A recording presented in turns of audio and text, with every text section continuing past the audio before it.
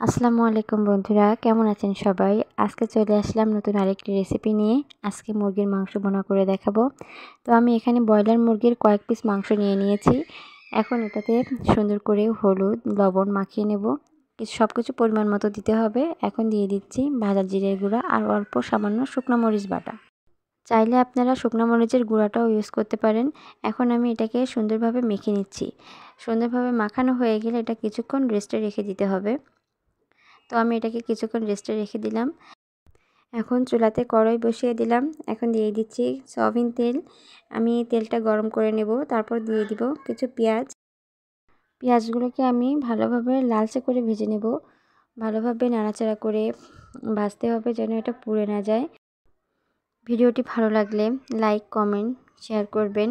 পেঁয়াজগুলো ভাজা হয়ে গেলে আমি উঠিয়ে নেব। তো আমি পেঁয়াজগুলোকে উঠিয়ে নিয়েছি। এখন আমি মাংসগুলোকে সুন্দরভাবে ভেজে নেব। মাংসগুলোকে সুন্দর লাল লাল করে ভেজে নিতে হবে।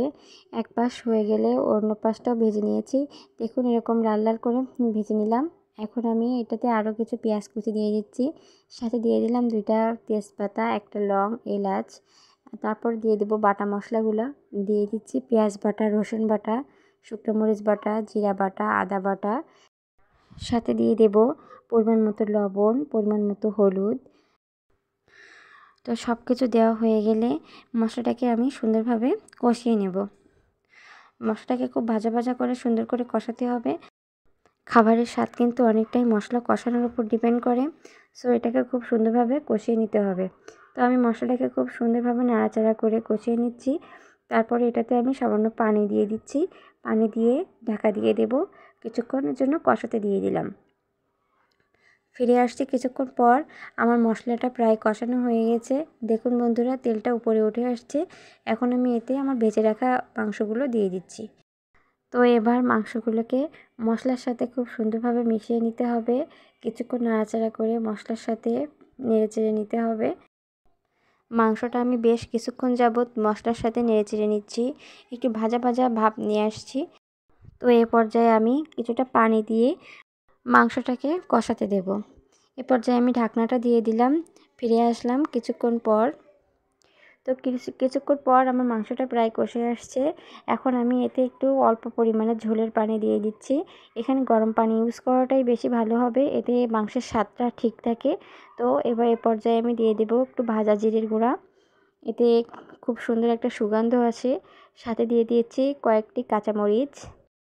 আমার রান্নাটা প্রায় শেষ পর্যায়ে। আমি এ পর্যায়ে দিয়ে দিব ভেজে রাখা পেঁয়াজগুলো।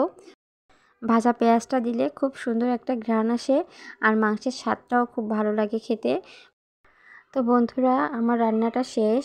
এখন এটা কড়াই থেকে নামিয়ে সার্ভ করতে হবে গরম গরম ভাতের সাথে। এরকম একটা রেসিপি সত্যি খুব অসাধারণ লাগে খেতে। দেখুন কতটা সুন্দর হয়েছে দেখতে, খেতেও খুবই মজার ছিল। তো বন্ধুরা রান্না তো শেষ, আর কতক্ষণ বসে থাকবো। এখন আমি গরম গরম ভাতের সাথে খাওয়া শুরু করব। রেসিপিটা সত্যিই খুব মজার ছিল। আপনারাও বাসায় ট্রাই করবেন। তো আমি এখন খাওয়া শুরু করছি। আপনারা সবাই ভালো থাকবেন, সুস্থ থাকবেন, মজার মজার রেসিপি রান্না করবেন, ফ্যামিলি ফ্রেন্ডসদের সাথে সবাই একসাথে খাওয়া দাওয়া করবেন। তো এ পর্যন্তই, আল্লাহ হাফেজ।